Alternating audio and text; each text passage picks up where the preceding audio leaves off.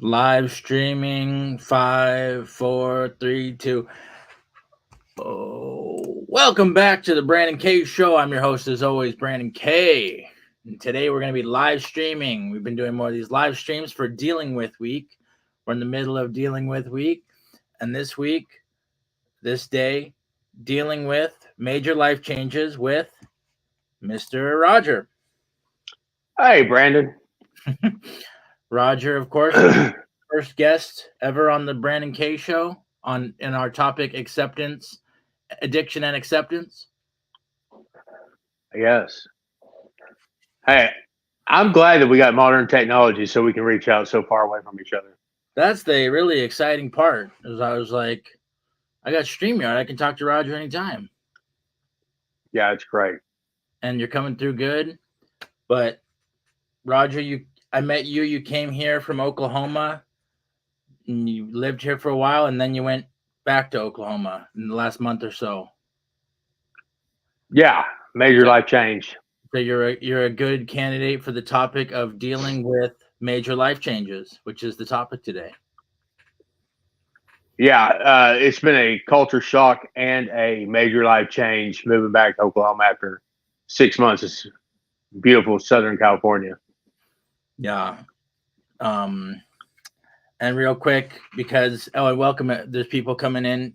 Ask us questions, anything to do with major life changes and how to get through them here with Rodger and me. But I gotta say, Brandon K Show is sponsored by Gift Apply. That's the eco-friendly charity wrapping paper you can find on giftapply.com, and it's 33% goes to charity. It goes to a lot of really good causes. So those are really great causes to donate to, and use promo code BK Show for 25% off. Let's see if we got any comments here. Not yet. So, major life changes. How have you been adjusting to life back in Oklahoma? It's different for sure. I left there. I was in rehab when I was in California. Now I'm back in Oklahoma doing real life stuff, job, therapy, still trying to get to 12-step meetings, uh, living in a different house with different people. And, the weather, not only is the weather different, but the people here are different. It's just, trying to make that change, that transition. Uh, it's a lot to be on my plate. A lot of this is however much I want to push myself to fix my life. I'm not uh, doing this for anybody but me. And that's it's what do I want out of it, and then realizing that I got to take baby steps along the way. Everybody, I in my past have always wanted everything right now. Where the house and the job and the car and the friends. Uh, but I realized a lot of this stuff, there are little steps to getting to the things that I want. Somebody said this to me today, and we were talking about this the last time you came on the show too, which is about these baby steps. About just like everything is just like a series of choices to make improvements in our lives. It all just comes down to like the choices we make moment by moment, which are baby steps. Yeah, so since I moved back, I've sacrificed some things. Like I'm not working out as much as I was, but I'm also working a full time job. I was working a full time job before I left, and that taken away some of my gym time, which has kind of been a solace to me in my early recovery. Being able to go to the gym, work out, get those endorphins moving around, and now it's I've had to sacrifice that for a job, and it's not the ideal job, but it is a baby step job. It's a what you would call a get well job. Get well job, yeah. Yeah, it's not in my chosen career path, and it's not even a career, but it is provide money, and it works into my schedule perfect. I've had to make that adaptation working from I work from midnight to 8 a.m. and I'm usually a person that goes to bed at 9 p.m. and now I'm up all night. So when you say it fits into your schedule perfectly, like you mean you changed your whole schedule to fit it in, right? Well, it fits in because it allows me to do some things during the day while places are open, like therapy and other engagements that I have, where I don't have to take off work to go do those things. Is it you find it like have you had trouble adjusting to the night shift? Yeah, this finding time to sleep has really been my hardest part. Getting on a set time schedule for sleep during the day, because some days I will have a meeting at 8 or 9 o'clock, either with a therapist or somebody need me to go do something or help them out or whatever it is. So getting that same routine of when I go to sleep, when I spend time with my friends, Are you getting it's enough? really. Are you getting enough sleep, Roger? I mean, I don't feel like I'm ever going to get enough sleep, Brandon. Is your sleep suffering? Are you have has it gone down? No, for the most part, making this transition, a lot of people know uh, they're really supportive of me, so they realize that sleep's important, and they do not press on my boundaries as far as needing of my time. Uh, Right. So they don't when I tell wake you up after when you've only slept 4 hours or something. no, Yeah, and yeah. when I do have an appointment or something like that, I tell people, hey, I work overnights, and they're real punctual and they're real quick about getting to the whatever topic we got to take care of, and just to get me where I can go back and go to sleep or whatever. So you came in on the show as like the expert on acceptance. Not that you're the expert, it's expression. So like, how has acceptance been? How have you been using acceptance now on your next journey of life here? The acceptance thing is helped out tremendously on this transition. Without it, I'd be fretting all day long, or I would be ruminating on things that I can't control. And now that I'm to a point in my life where I don't really worry about anything, I don't future trip, and it's all because of acceptance, accepting that this time in my life is temporary, and that these are steps that I'm working towards to get to bigger steps. Currently, I don't have a vehicle. I have a friend of mine allows me to use her vehicle to get to work and back, but I don't have my own vehicle. So I know that this job is a job that I have to use to save money, or to be frugal with money, or to be able to get to that point where I can buy my own vehicle. And from there, I can get a better job, because then I'm able to drive out further, uh, and get back into my chosen career. And if didn't have acceptance, I'd be trying to push my will into it, where I would be forcing people or putting people out by asking them to take me to work 20 miles outside of town, or inconveniently like at 5 a.m., where they'd have to get up and sacrifice their own sleep, or the comforts of their life. And that only goes so long, before people are just really put out by you. And I don't want to do that. I don't want to put people out. I don't want to put stress on friendships just because people want to see me successful, or people want to support me, but to what end? So you did something that is recommended in recovery, which is the only thing that has to change is everything. You did that. Yeah. You did that your first time around coming here and then going back. But like, what would be your advice to somebody who is afraid to make that major life change? Nothing changes unless something changes. Stepping out of that comfort zone. Like, if you want change, you have to do something about it. You just can't. There's not a wand that you just wave over everything and things change, and your life gets better, or your life goes on a different avenue. If you don't do anything about it, somebody else will. Meaning, like, someone. Who else will? Whether it's the legal system, or Mm-mm. girlfriends or friends or family, or it depends what cycle you're in. Yeah. But if you're in a destructive cycle, it's going to end up being you lose everything because you can't pay your bills, or you go to jail, or you get hospitalized, or people just don't want to be around you anymore. So short change is then forced upon you. You don't really Yeah. get to call the direction in which that change is going. That direction is made for you. Yeah, they say like if you don't know where you're headed in life, someone's gonna come in and tell you where you're headed, and whether it's a job or someone else who has a plan, they're gonna. It could be anybody. It could be the girl who's gonna tell you how to live your life, or a job, or some seedy drug dealer is gonna just tell you, oh, you sell drugs for me now. If you don't know where you're going, you're gonna be Oh, told, yeah, somebody will take control of your life, whether you want it or not. yeah, where am I You going? know, Oh, somebody will tell you. yeah, that's it. Do you want to be under your control or somebody else's control?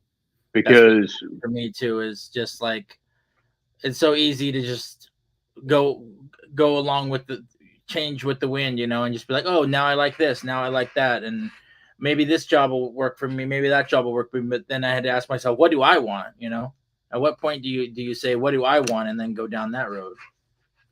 and so humility is also something that's played a big part into major life change. If you've had any degree of success in life, and then all of a sudden you find yourself rebuilding life, you have to stay humble. You have to realize that this isn't going to last forever. This is just a stepping point to the next point, and do it with grace. You can do it where you bitch and cry about it, or you can do it with energy and positivity. And I think that propels me a lot in life, and in this current situation where at my job, a lot of people don't want to be there. It's midnight to 8. Mm, It's manual labor. And it's not even really. It's probably the easiest job a person could do, really. And but it's how I go about doing this job. I go about it with uh, life, trying to do the best I can at it, trying to be the best, better than I was the day before at it, because there's a quota that I have to maintain every day. And so that's been a fun little deal inside myself, is like, how much better at this job can I get every day? yeah, And and making the best of where you're at. making the best where I'm at, Yeah. being the best I can at what I'm doing, Hmm. regardless of how mundane it is. Right. I want to be the best. Yeah. And I want to be the best employee. I'm there every day on time or early, like 30 minutes early, because I want to be the best person that I can be in life, no matter where I'm at in life, no matter uh, how much I feel like I'm above this job or position. right. Uh, that if I fulfill that way, then I need to act that way, and that means by doing it to the best I can be. Yeah, like for two reasons. One is that you know self help self help professionals would talk about how that's what's gonna be the reason that you move up in the company is by giving it your all. But even beyond that, you're building yourself and your skills for your next job. It's like, oh, I used to put 8 hours of hard labor into my last job, and then when you go to your next job, you'll have that same work ethic to build the momentum. Yeah, and really, where it comes down to, Brandon, is like my happiness is all inside me. My peace, my serenity, uh, my future is all inside of me. How well I want to do or how well I feel about something, I control that. My Hmm. happiness, I control that. Yeah, Outside factors are just outside factors. right. If I allow them to affect me, my life's going to be hell. If I feel like my happiness is dependent upon my situation or uh, my circumstances or the people around me, that's not. If I Do live by that way, I'm gonna be miserable. do you have some affirmation you tell yourself? Do you say that to yourself throughout the day that your happiness is you know within you, or do you just kind of feel it inside? I've been down this road of rebuilding my life. This isn't my first go around at it, so I feel God. I have the blessing where God has continued to allow me to make right the wrongs, go down the path again, and try it again and see if I get it right. It feels like that's the God I serve is thing in life is to allow me to right the wrongs, try the path again, and see if I can get it right again before I move on to something a bigger responsibility. And when you're connected with Him, that brings you happiness. It brings me peace. Yeah. You know, happiness is just is a peace is a state of mind. It's not a circumstance. I've been happy in jail. I've been happy.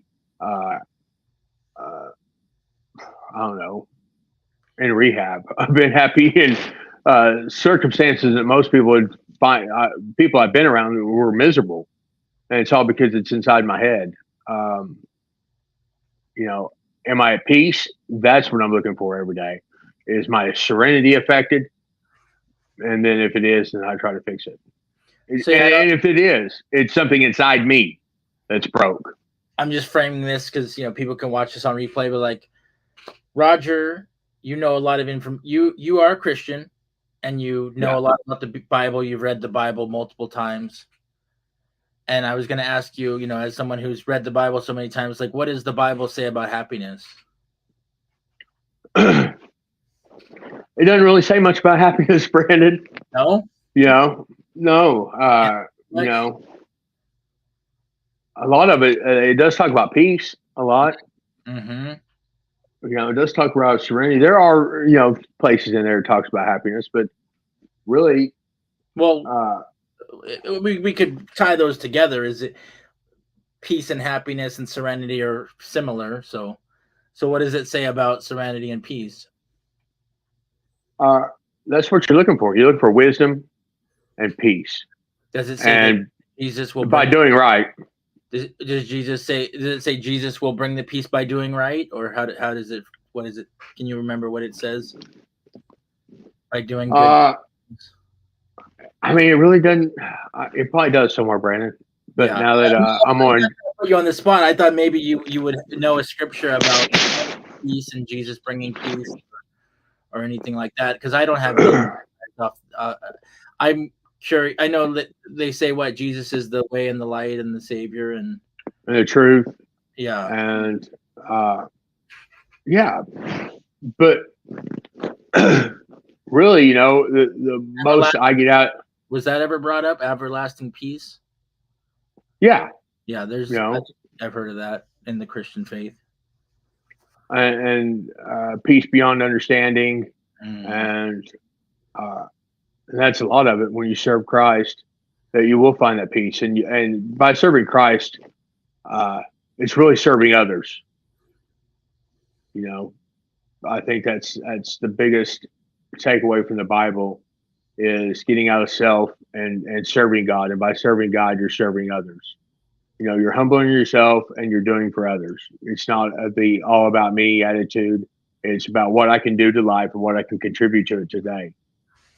Yeah, kind of like those stories when all the miracles that he worked and how he would accept anybody, even the lepers and the prostitutes. And I mean, those were kind of the stories from the New Testament, correct?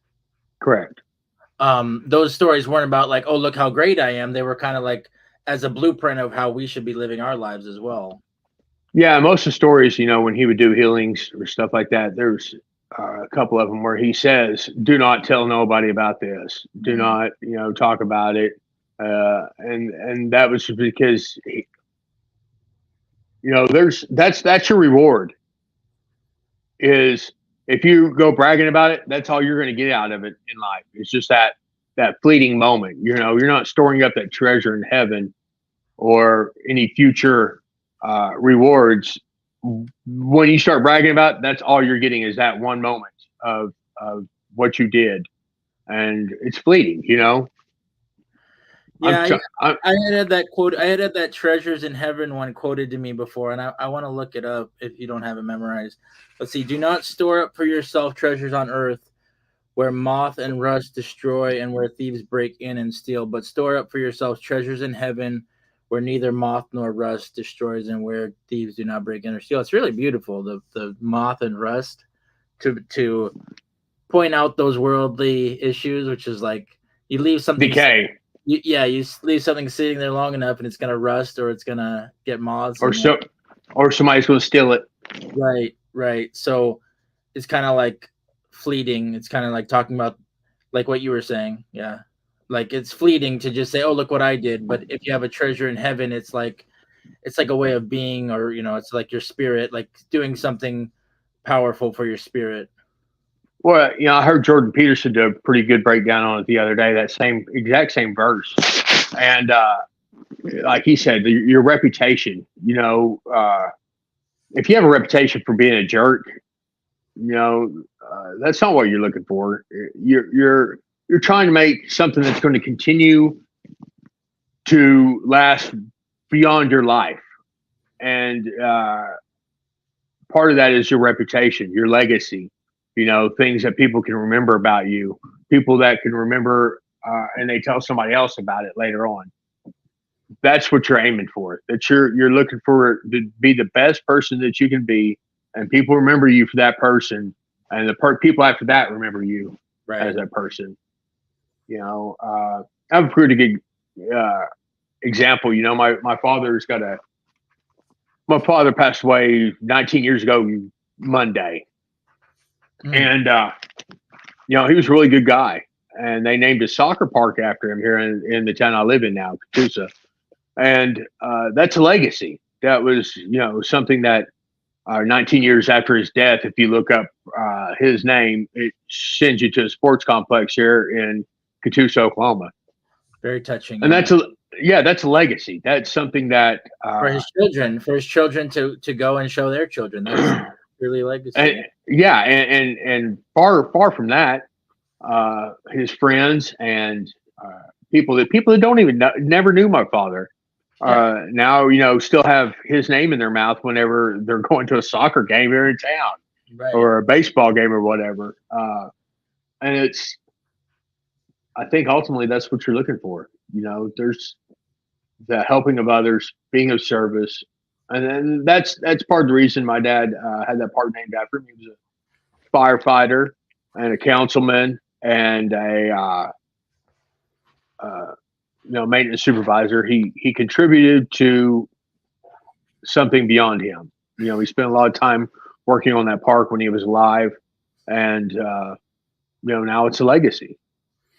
I got more on that quote about and hey, everybody, for watching. We have 2 or 3 people watching live, and you guys can type questions and we can answer them. So that's the fun part about live streaming. But we were talking about this quote about treasures in heaven, and it says there are things of worth in God's coming kingdom.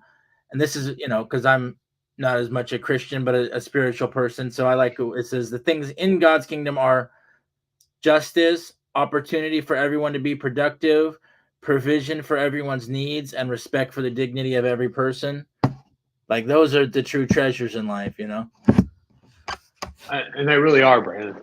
For what I'm looking at, I'm not, because that wasn't in Bible quotes, but it was when on Google, what are the treasures in heaven, in Matthew 6:19-21, and then it says treasures in heaven in quotes, and then the rest was not in quotes, but I assumed that they pulled that out of there. But yeah, go on.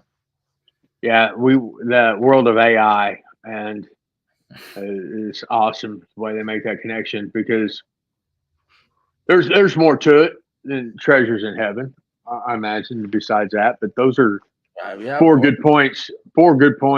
Mm-hmm. That I believe, if you live to help others and serve others, and part of that is dignity,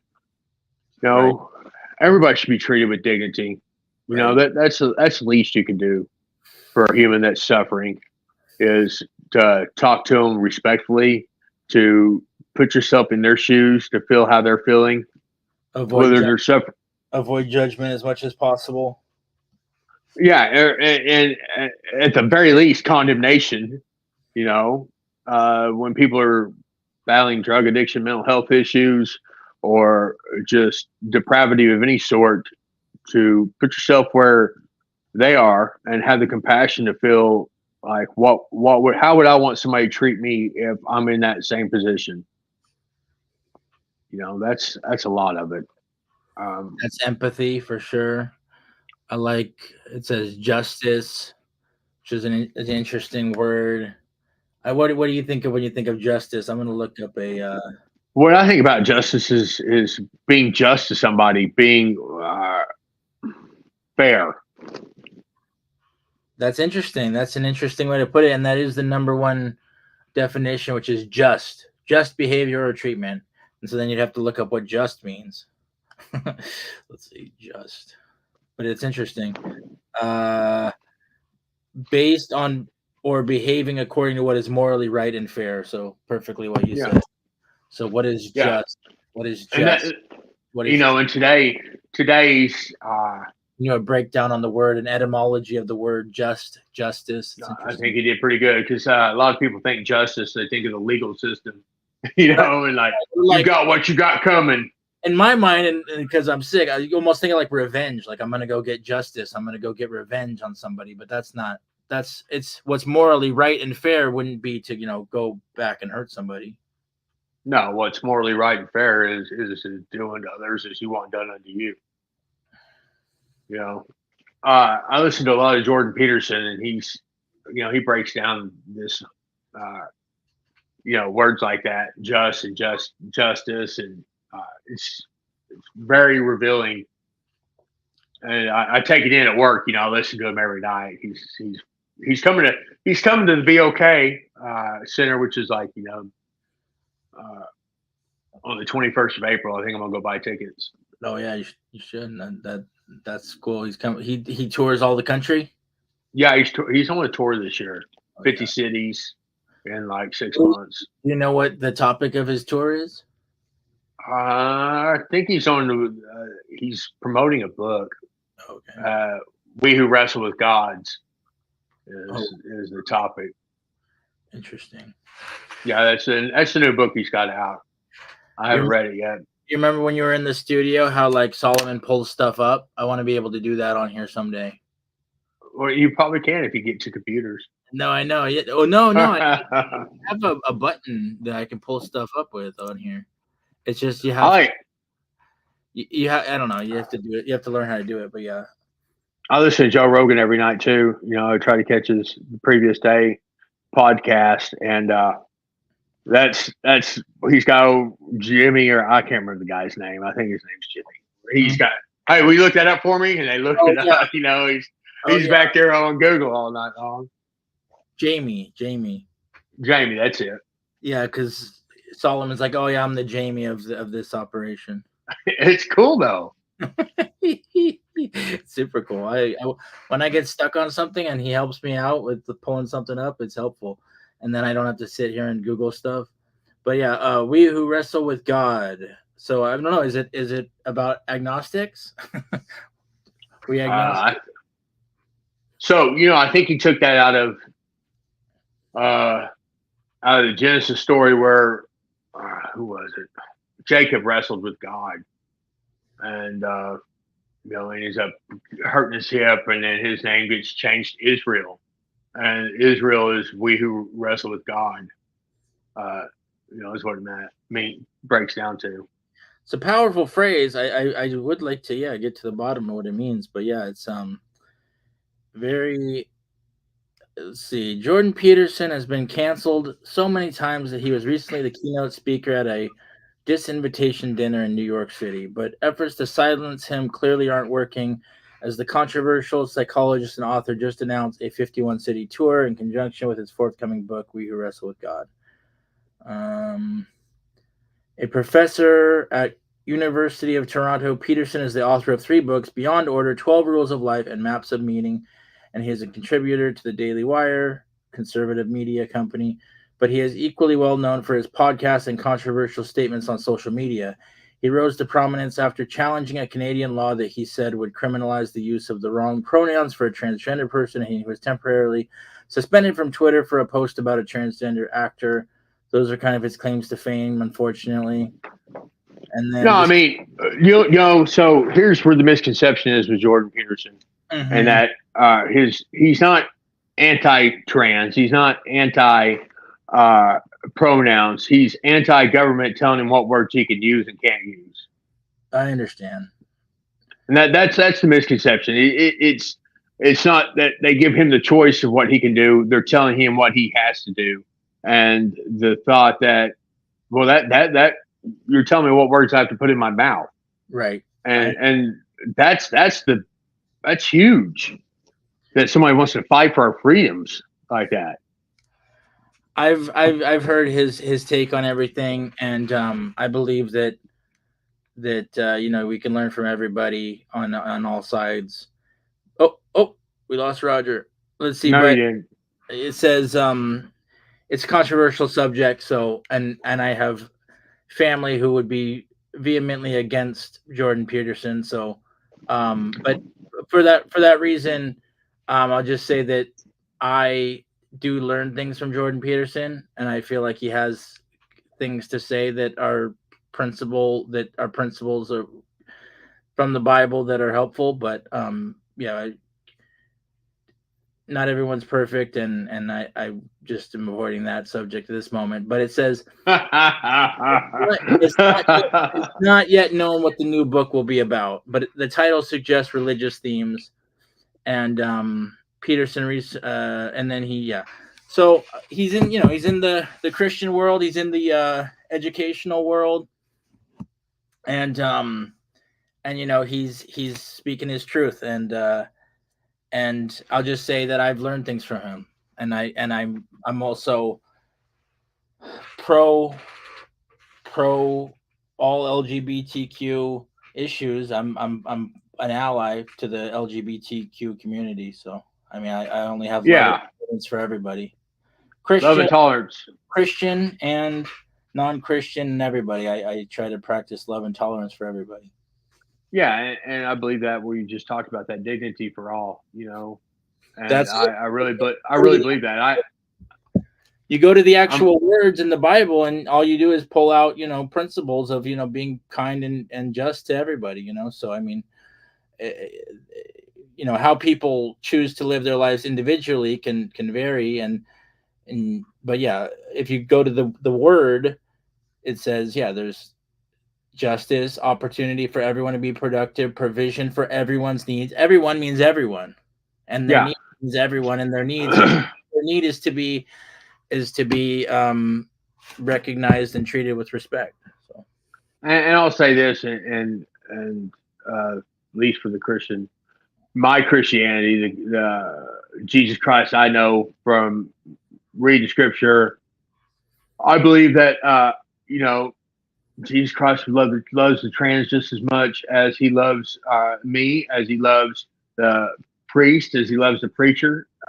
That's he come here for the sick, he come here for the broken, the downtrodden, and you know that includes everybody. no question You know, whatsoever in my mind on no that. question whatsoever. And that's usually where the division is because if it's ignorance on a lot of people's part of what true Christianity is or what Jesus' true teachings were. Like you said, he didn't come here for the able-bodied. He didn't come here for the people that were sound of mind. He come here for the people that were broken. And you, if you're trans and you're happy, I'm happy for you. But obviously you've went through something in your life that's caused some brokenness in you and some problems. And the things have changed, and the suffering that you at the hands of others. And so you probably need Christ as much, and He would have fought for you just as much and loved you just as much as He does the preacher, or more so. We're all in the same boat. I mean, I don't know. I think that's how I see it. Is we're all equal and in the same boat. So we all Yeah, gone through what we go through, and to try to understand each other is what Jesus would be here doing, and what he would be guiding us to do if you listen to the word of the Bible, I believe. yeah, without a doubt. I know so. I'm a drug addict. I'm a recovered drug addict. He didn't give up on me. I felt his hand in my life, and I continue to feel his hand in my life. And it's not because of anything except for giving my will over to him every day to guide me in the proper way, to be kind to others, to be tolerant, which is something that I learned from my sponsor in AA. Was big. It's about tolerance, and tolerance takes on many forms in different places that you're at. And it's one thing I'll say about Southern California and my exposure to it is that I got to practice tolerance because of the many, the many different people that, yeah, it was a different exposure to different demographic and cultures, ages, different cultures, sexes, gender, all that. Yeah. And I'm grateful for it, and I'll forever be grateful for it because in Oklahoma, I'm living on the cultures that I'm exposed to, and that's nothing against Oklahoma. It's just that it's just what it is. What is it? I mean, what is the demographics in Oklahoma? Mostly Hispanic, white, and Native American, and African American, or that's it. There's not a bunch of Asians. There's not a bunch of transgenders. Okay. Of course, it's the Bible Belt. Now, not that you have the answer to this question, but so transgenders exist across the whole earth, but do you think that they're just like there's not as much acceptance there? I mean, I think that would be is that I'm not going to touch on that, Brandon. Yeah. I mean, I'd have to look up like if the laws and touch on and see what kind of how they're treated and everything. So yeah, I mean, you don't have to answer that question, but I don't know how they're treated. I don't know. I just until I got to California, I had limited exposure. Right. A lot of that stuff, and even in California, I didn't have it. It's only 1% identify with that, right? That alphabet deal. And so, if you think about 1%, that's not very many people, Brandon. It is actually a lot of people, but it's just when you add it all up, because if there's 8 billion, 1% of 8 billion people is a lot of people. How many people got in America? Million. I mean, hundreds of millions. So let's say there's 100 million, and that means there's at least 1 million transgender. If there's 500 million, then there's 5 million. So I mean, it's a lot of people, but it's a small percentage of our of our population. Yeah, population. Yeah. But that identify, everybody's got. Such a subject. Yeah. I know. We keep getting on this. Get back off that. Get off of it, Brandon. We're two what they call cis white men, so we don't have a lot to say about the whole deal. Not without getting censored. Right.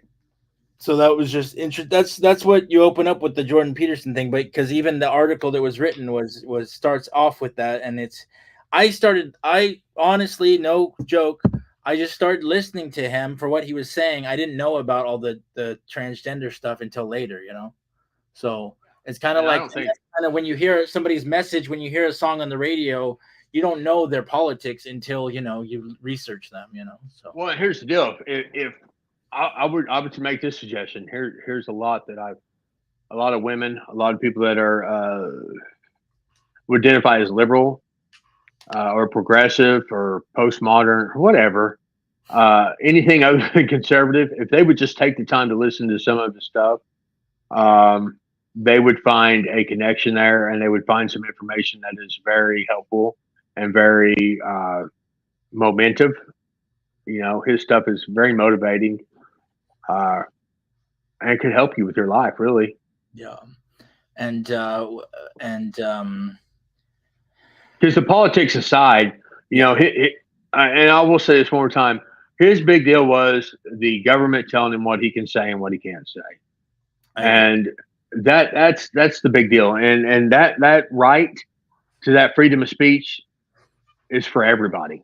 It's not, you know, Well, I did hear the counter argument because I was coming from the same place, and I did hear the counter argument, which is he was working at a school, and in that environment, um, it would be professional to probably call people what they want to be called and not single them out in ways that they don't want to be singled out. But that's the counter argument. You don't even have to respond to it, but I just wanted to put it out there on the show. So that's for Jordan to argue, not me. exactly. Well, it's crazy because it's been like 10 years and he's just sitting there and I think he's moved on. I don't ever hear him talking about it anymore. I don't. No, he's moved on. Yeah, so writing his books about what he cares about, and then people could still bring up his fight of how he in the past. So yeah, we've all had our own struggles. With moving on from our past and overcoming things that were, you know, he probably. I could say this, there's some beliefs that I had from 10 years ago, but I don't live in that same belief anymore. yeah, I've moved on from it, and if it's drawn out, I might feel that, I might bring it back up and still feel that certain way, but I've probably moved on 10 years. Let's think. 2014. Yeah. So when it comes to the Bible and Jordan Peterson and any politician or public figure, I try to focus on what I can learn from them and what are the things that are true, whether a Christian says them or an atheist says them. What is true? What is the truth? So I mean, that's me well. That's what I'm most focused on, and what I would, I mean, just to learn tolerance, because tolerance has been a major topic on the show today. To learn tolerance, I feel like finding what's the truth is more important than my side and your side. Did you lose something? I did, yeah. No, I found it though. What is it?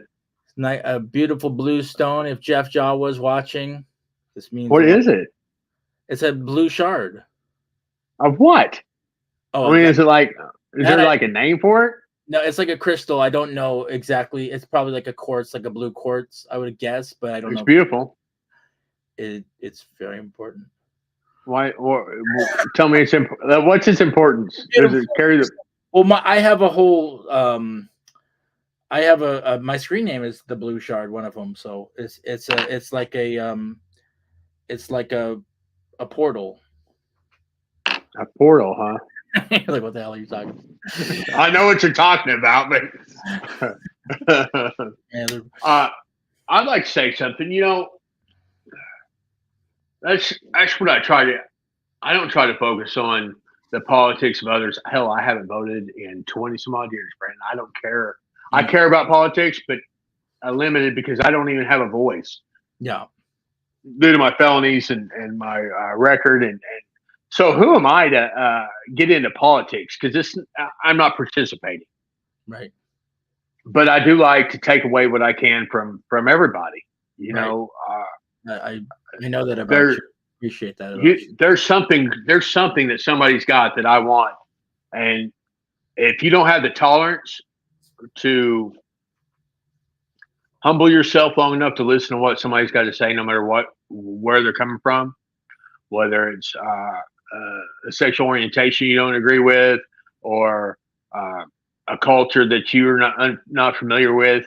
If you don't have enough humility and enough tolerance, you're selling yourself short. And I'm tired of selling myself short. I want to get everything I can out of this life and get the takeaway from whoever I can, because I want to be better. I want to be more tolerant. I want to be more understanding. I want to be more compassionate. I want to be more emphatic. And the only way I can do that is through tolerance, humility, and exposure to things I'm not familiar with. Yeah. No, I was going to say, because we were talking about the Bible, we were talking about, judge not, lest ye be judged. So the opposite of judging is tolerance. So it's just like you're not doing yourself any favors by judging someone else. And I made a lot of videos about that, and I made on my Instagram, and hopefully talked about it here on the show, which is just when I'm judging someone else, I'm telling I'm that same judgment is going to come back on myself at some point. Whatever Yeah, I'm that's whatever I'm judging in someone else, it comes right back to me. the Bible. The Bible has a scripture for it. Often misquoted or taken out of context, but judge not, ye be judged.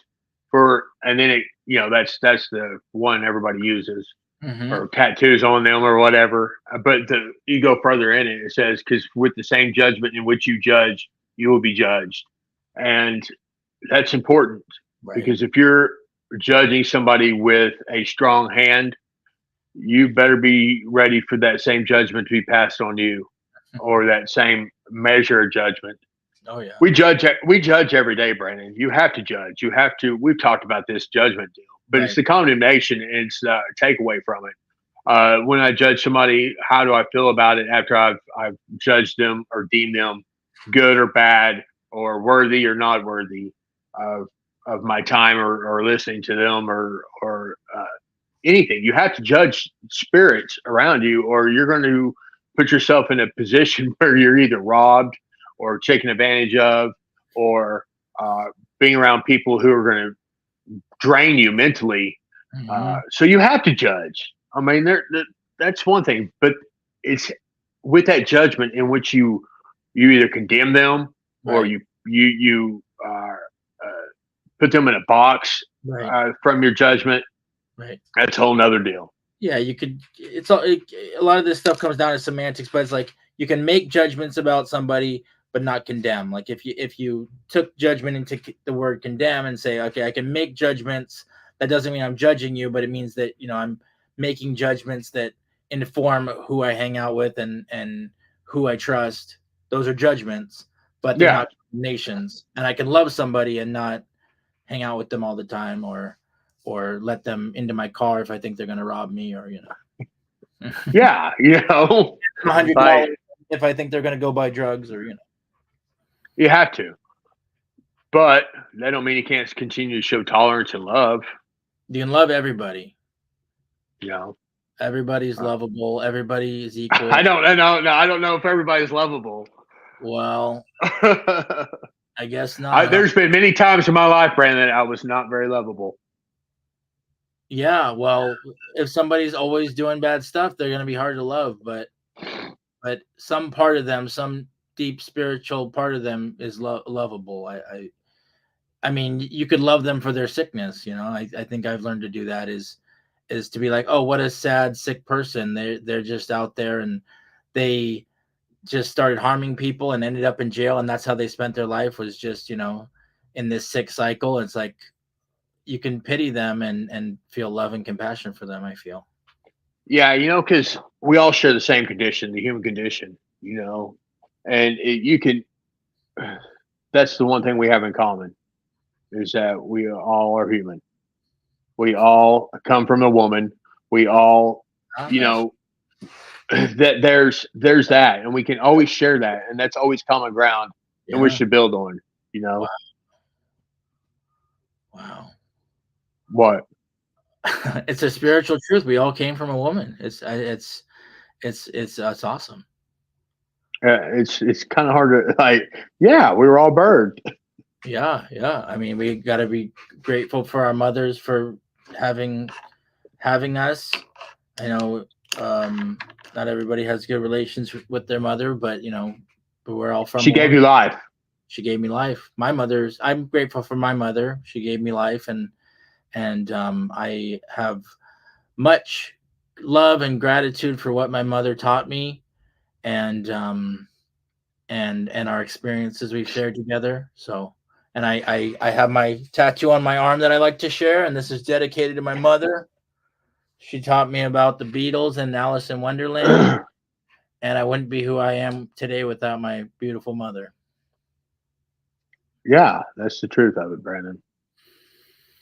So, but that's just to say, to respect women and to respect the human condition.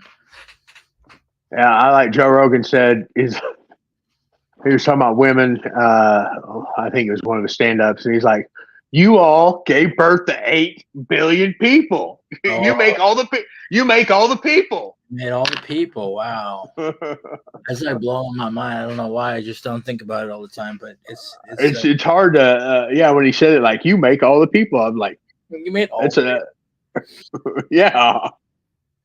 So women have a huge responsibility. They make all the people. But so, Rodger left. Well, we got 3 people watching, which is awesome, but no one really sent us any questions. So, with that, unless any questions pop up, or I'll check Facebook real quick. Maybe I can see if anybody posted any. But any final thoughts, my friend? Major life changes. I still believe nothing changes unless you change it. We took that away from it. What else? If you don't steer your ship, somebody else is going to. I like so. And staying in the moment. I think that's a lot with the major life changes. Is not in my life today. I don't future trip. I don't start thinking outside of where I am today and where I am going to be tomorrow. Just day by day deal, and that has helped me so much in this last transition for this last month. So I don't get overbeared by thinking about what if, and I stay in today. Like, today I'm going to get to work. Today I'm going to sleep, and today I'm going to do this. And I don't think about tomorrow. And I like too much. I liked what we brought up before the show started, which was being surrounded by supportive people. It's very helpful to major life changes of any kind. It's going to be a lot harder if you don't have supportive people around you. Yeah, so, and here's one thing in this major life change. And I started implementing this about 6 months ago, where if you had negativity or if you had anything from my past and going into my future, I've decided that I don't want you in it if you are not supportive. And that has helped so much in this transition. I'm in the same place that I was right before I went to rehab. Like, I'm sitting in the same house. I didn't get high here, but I'm in the same town I've been getting high in for 30 years. But today, I don't talk to the same people I used to get high with.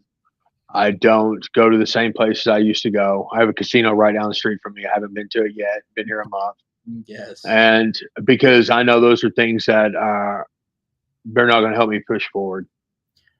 So, people, places, and things, of course, in your major life changes. If you want the positive stuff, you've got to weed out the negative that held you back in your past, and that's going to keep you being the person you want to be in the future.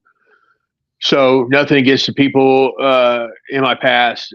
They were there at that moment for whatever reason, whether it was to propel me forward to not want to be around people like that anymore, or if it was just to maybe help them propel themselves into sobriety. Whatever the reason, that doesn't mean I have to put you in my life today. And I'm not going to go out of my way to go put myself back in the same place as I was, because I'll just get the same results. Yeah. That's what I've taken away from it. So people are really supportive of me today. They really, I have boundaries. And that's huge in my change today. And I'm really happy with what progress I've made. I got back here and I found out, I've got my driver's license back since, and that was from somebody who supported me. They actually gave me money to get my driver's license back. And then just little things like that make a big difference in my life today. Oh, yeah. And I try to remember that even if you're in the exact same place, like, if I was living where I was 5 years ago or 10 years ago, that I'm not the same person. So like you could take everything away from me and put me somewhere with not much, but I'm gonna have all the experience and knowledge up in my head where I can make a new start wherever I am. Yeah, and that's I've made many new starts, and you know, God has put me back on this path again to do what I need to do to push forward. Uh, does this plan look like I thought it would? Even a month and a half ago? No, it doesn't look exactly like I planned, and that's why I don't future trip. I don't get on to the uh, what about this, what about that, because I found out that's all pointless. All that does is just get me stressed out, worried, and puts in a lot of things that I don't need in the moment. Yeah, what I've learned is the key word is patience, because being impatient and trying to rush things doesn't really help a lot. So we got to just be accepting and patient with where we're at for these major life changes, whatever I'm going to tackle next. Patience is definitely required. I launched this little podcast here, and I don't even have 150 subscribers yet. So it's like it's going to take patience before I'm able to really do it full time or something. But it's like I can't just be like I used to literally in 2012 be like, "Oh, no one's watching. I'm not going to make it anymore." It's like who's that going to help? Yeah, it does. It's slow and steady wins the race, Mhm. and that's a lot of it is just doing it day by day, grinding it out, and those doors are open. Those subscribers will come. We And got if it was me, people watching right now, and that's 3 more than I had last time. So yeah, if people aren't, you just keep grinding it out, Brandon. just And if grind. it was meant to be, if it's meant to be, it'll be meant to. Doors will continue to open. It's all If about it's not, it's all about that attitude and that BEAR cycle we talked about, and the belief that something good's going to happen, and just stick with what you're doing, and it's all about the attitude, mindset. yeah, I think it's like what does it say? That's the one thing you can control is your attitude. That's life is 90% attitude, 10% circumstances, And and I think it takes effort and hard work to be able to work on your attitude also. Like I used to have a bad attitude and not even have much control over it. it just if you're negative, you'll get negative things. I really believe in that. That the power of positivity. People have written books on it, and people talk about it, but I have seen the power of positivity in my life, and every day continues to help me. I went to work yesterday, and one of my supervisors, she was like, I don't know how you do it every day, but keep doing it. And I thought, I'm not doing it. And that was before work even started. And she was just talking about, I realized she was talking about my positive attitude. Like I'm there.